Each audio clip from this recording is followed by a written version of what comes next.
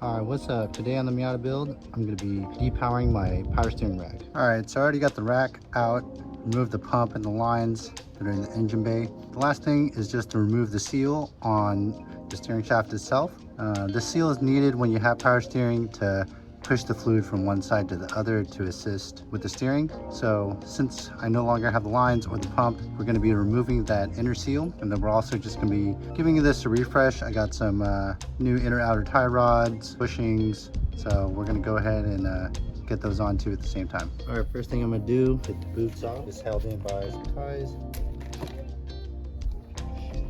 All right, next I'm going to go ahead and get this big line off at 17 mil.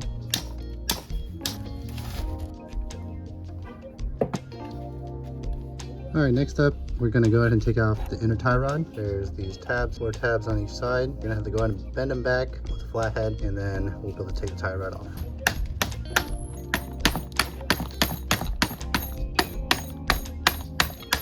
All right, next we're gonna get the inner tie rod out. It's got an adjustable wrench here. All right, next I'm gonna go ahead and get the lines off for now.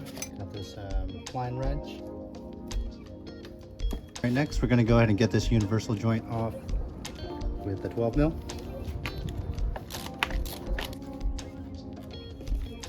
Next we're going to go ahead and take off this bolt. It's a 21 millimeter, and then under that there's going to be a 17 millimeter. As you can see, this is pretty rusted out, so we're going to get all this cleaned up, maybe get a new bearing as well.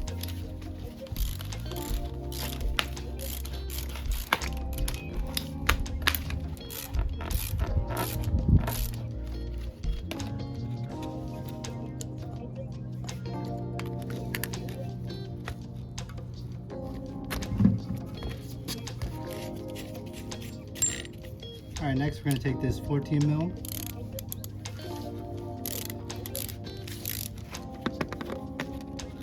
Got the spring.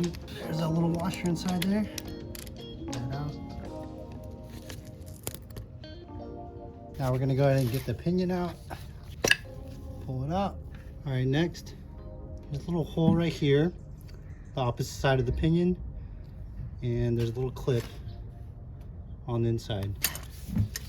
So we go ahead and pop that off.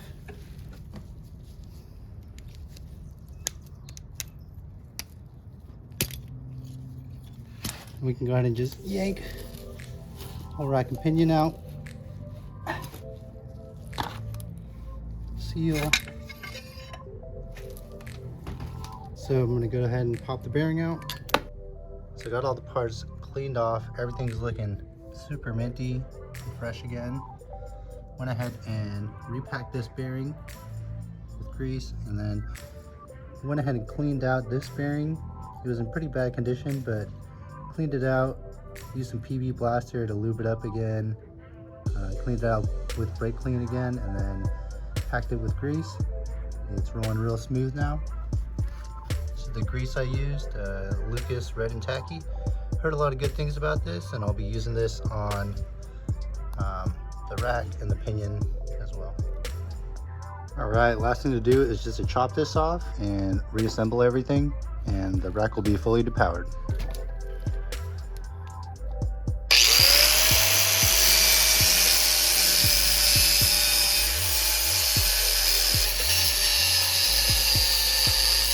All right, finally got it out. Went a little deep on the cut on a few parts, but shouldn't affect the performance of the rack, should still function the same. So we're gonna go ahead and grease up the splines. Get it all up in there.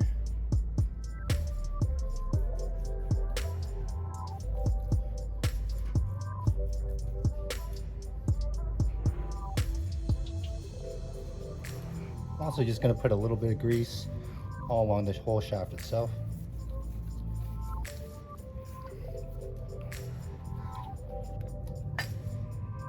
Also going to grease up the pinion.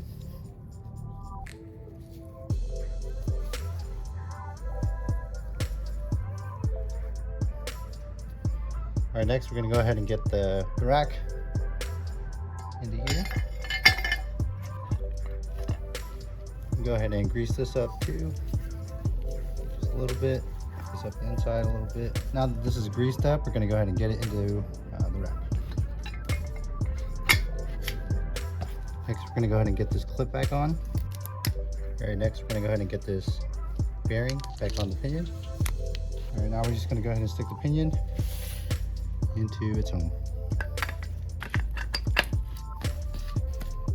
Next, I'm gonna go ahead and get this bearing back onto the pinion. All right, now the bearing's in there, just snap back on. All right, here we have the adjuster, or the tensioner, I think. A little light layer of grease on this too, just to keep it lubricated.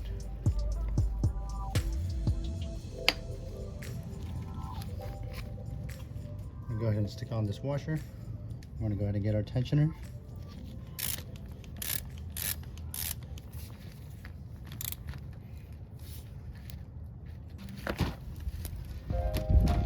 So next we're gonna go ahead and get on the dust cover for the bolt.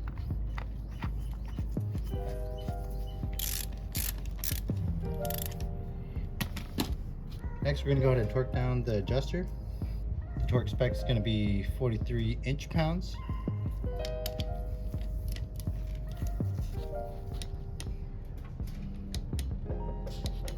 You're gonna click it 3 times. Next, we're gonna go ahead and back it off 25 degrees. That's like 90 here. This will be 45. So we'll go about right there. All right, next we're gonna go ahead and get the locking ring on. And while you're locking it, you wanna hold this in place to make sure it doesn't move.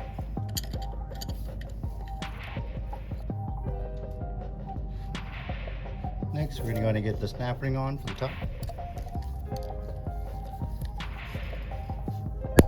And then the dust cover.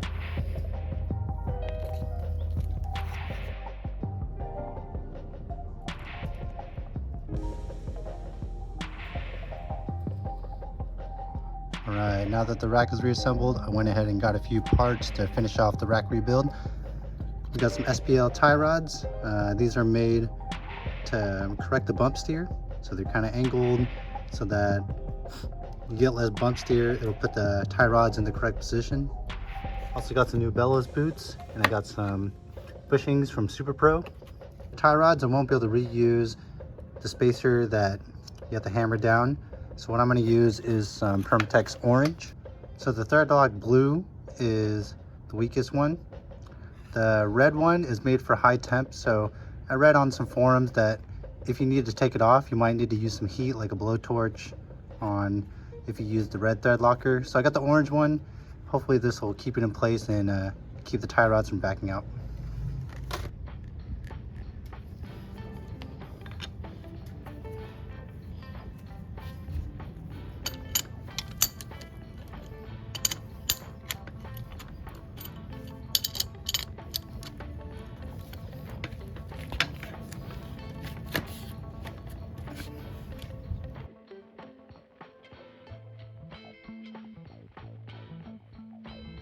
So here they are side by side. As you can see, the old OEM inner tie rods are much longer than the SPL ones. So I think it should be fine running it with even the rack spacer if I put it up to where the rack spacer is. I should be able to get it lined up just about. So these are the stock tie rods I pulled off, and here are the new ones with the rack spacer. Went ahead and marked them before I pulled them off. Then I can see just about where I need to adjust the new tie rods to line up pretty close to where the old alignment was. All right, here they are. I just marked them. I lined up this with the rack spacer, and then this outer ball joint with where the tie rod was.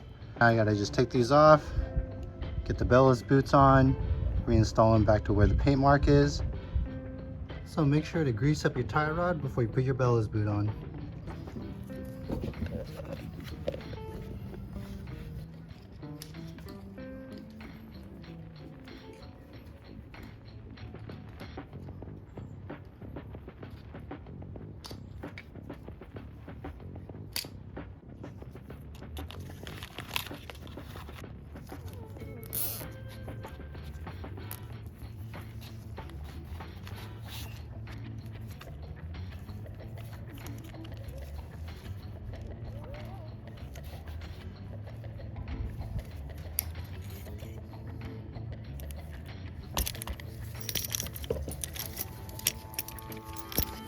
All right, last thing now is just to plug up all the holes where the lines were. All these holes. One way you can do it is you can use some gasket maker and just fill up the hole so that no dirt and debris gets in. Another thing you could do is take your old lines, essentially just snip them here and pinch them, and then it should seal the old lines. And another thing you could do with these is you can also just take off the fitting itself and you can weld where the line used to be, and that'll plug up the holes as well. So what I went with was getting some plugs. I got these from Miata Source. These plugs are a lot cleaner than a lot of the ones that I've found. You could probably go to the hardware store and try to find some threads that fit in here. I actually took the rack to Home Depot and tried to find some bolts that would fit in, but had no luck. Yeah, I got these from Miata Source. These should plug up all the holes and look really nice and clean.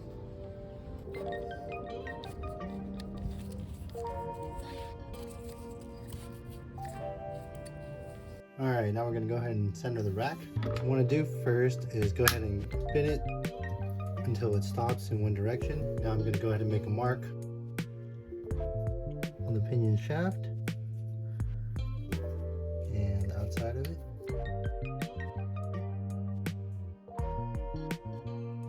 All right, so here's the marks I made. What we're gonna do next is go ahead and turn it until it hits the other side of the lock. We're gonna count how many turns, and then we're going to divide that by half to get our center point. 1, 2,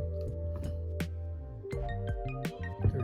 So to get it centered, we're just going to do 1.5 turns, and the rack should be centered.